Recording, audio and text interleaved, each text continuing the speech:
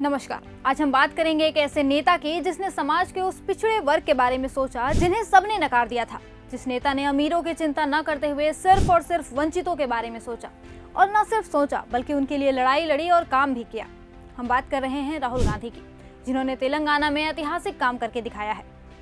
जाति जनगणना से आप सबको पता लग जाएगा मीडिया में हमारे कितने लोग, कॉर्पोरेट इंडिया में कितने लोग, कोर्ट में कितने लोग, जुडिशरी में कितने, प्राइवेट अस्पताल हमारे कितने, प्राइवेट कॉलेजेस हमारे कितने।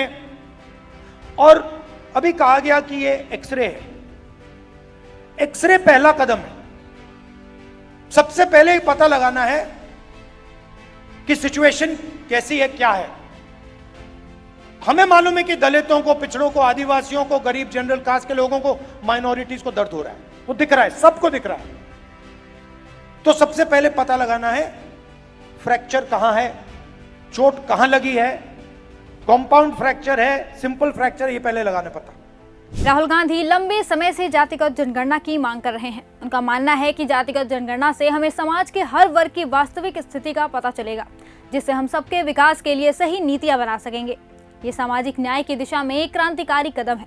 वो इसे देश का एक्सरे मानते हैं। यही कारण है कि राहुल गांधी ने वादा किया है कि जहां जहां कांग्रेस की सरकार होगी वो वहां जातिगत जनगणना करवाएंगे।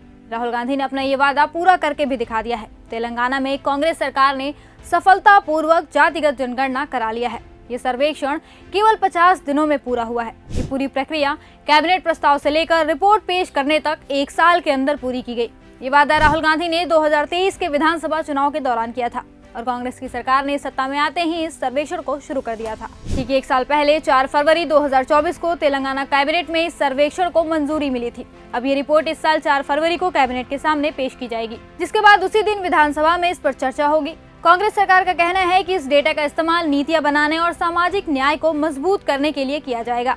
अब इस जनगणना के आधार पर वो समाज के हर वर्ग के लिए नीतियां बनाएगी ताकि उन्हें अपना हक मिल सके। इस सर्वेक्षण में 80,000 कर्मचारियों ने घर घर जाकर 33 जिलों के 1.17 करोड़ से ज्यादा घरों का सर्वेक्षण किया। ये 1931 के बाद पहली बार है जब तेलंगाना में सरकार ने जाति आधारित सर्वेक्षण कराया। आइए अब आपको बताते हैं तेलंगाना में हुए जातिगत जनगणना में क्या आंकड़े सामने आए हैं। इस सर्वे के मुताबिक राज्य में पिछड़ा वर्ग की आबादी 56.33% है, दलित आबादी 17.43%, आदिवासियों की आबादी 10.45% और अन्य जातियों की आबादी 15.79% है। 50 दिनों तक किए गए इस सर्वे में राज्य के 56.9% परिवारों को कवर किया गया। अब जल्द ही राज्य की सरकार इन आंकड़ों के आधार पर योजनाएं शुरू करेगी और वंचितों को उनका हक देगी। जातिगत जनगणना उन सभी महत्वपूर्ण कदमों में से पहला कदम है जो अगले कुछ दशकों में संपूर्ण विकास के लिए योजना बनाने में मदद करेगा। राहुल गांधी अब यही नहीं रुकने वाले हैं। उन्होंने प्रधानमंत्री को चैलेंज दिया है कि अगर भाजपा देश भर में जातिगत जनगणना नहीं करवाएगी तो कांग्रेस पार्टी संसद में जातिगत जनगणना को पास करके दिखाएगी और आरक्षण पर से 50% की दीवार को तोड़ देगी। राहुल गांधी ने न केवल तेलंगाना में जातिगत जनगणना की पहल की है, बल्कि वो इसे राष्ट्रीय स्तर पर लागू करना चाहते हैं। उनका लक्ष्य है कि पूरे देश में जातिगत जनगणना हो ताकि हर वर्ग को उसका हक मिल सके। वहीं दूसरी तरफ बीजेपी है जो लगातार जातिगत जनगणना का विरोध कर रही है। वो चाहती है कि समाज में वंचितों को उनका हक न मिले। तभी तो उनके नेता अक्सर दलितों और वंचितों के साथ अत्याचार करते हुए पाए जाते हैं और फिर मोदी सरकार चुप्पी साध लेती है।